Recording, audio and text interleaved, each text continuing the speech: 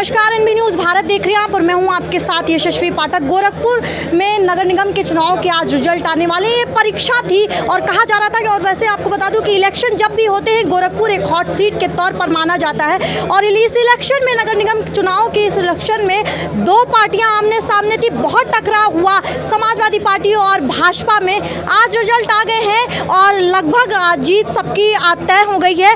लेकिन हमारे साथ महापौर प्रत्याशी समाजवादी पार्टी की काजल निषाद मौजूद है, आंदोलन कर रही हैं, धरना पे बैठी हैं और कह रही हैं कि ये चुनाव में पारदर्शिता नहीं है। और इनसे पूछेंगे आखिर पारदर्शिता पे सवाल कैसे उठा रही हैं। और इससे पहले आपको ये बता दूं कि 2 दिन पहले से निगरानी भी कर रही थी, ईवीएम की निगरानी कर रही थी, तो अब क्या हो जा रहा है अचानक से?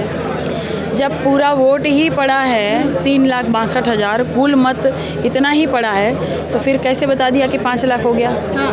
कैसे मानूं मैं?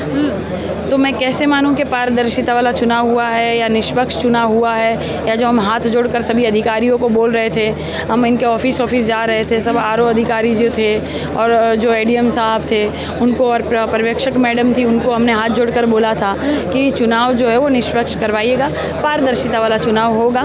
तो कैसे मान लूँ? मैं समझ गई थी कि जब मतगणना हो रहा था 4 तारीख को, मैं समझ गई थी कि जो बीएलओ की पर्ची अलग थी, पीठासीन अधिकारी की लिस्ट अलग थी। मैं समझ गई थी कि वोट नहीं डालने दिया जा रहा था मेरी जनता को। मैं समझ गई थी कि पूरे के पूरे परिवार को वापस भेज दिया जा रहा था कि आप नहीं डाल सकते। मैं समझ रही थी कि पीठासीन अधिकारी के जो लिस्ट, रोक रही हूँ आपको, ये कैसे तय कर रही थी कि वो पूरा परिवार आपको ही वोट करने वाला था?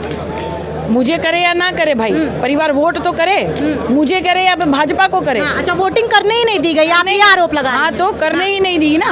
वो मुझे ना करे, किसी और को करे भाई, कांग्रेस को करे, बसपा को करे। करे तो भाजपा को नहीं करे, भाजपा को करे, किसी को भी करे, करे तो सही। उनको करने ही नहीं दिया गया।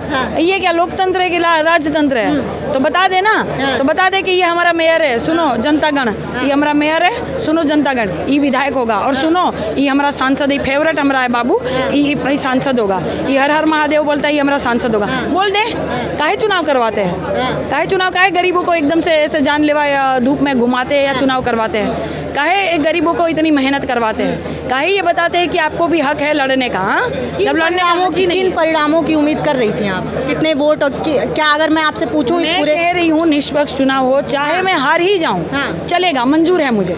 जनता ने जो वोट किया है, जो फल दिया है, जनता ने जो दिया है वो मिलना चाहिए भाई।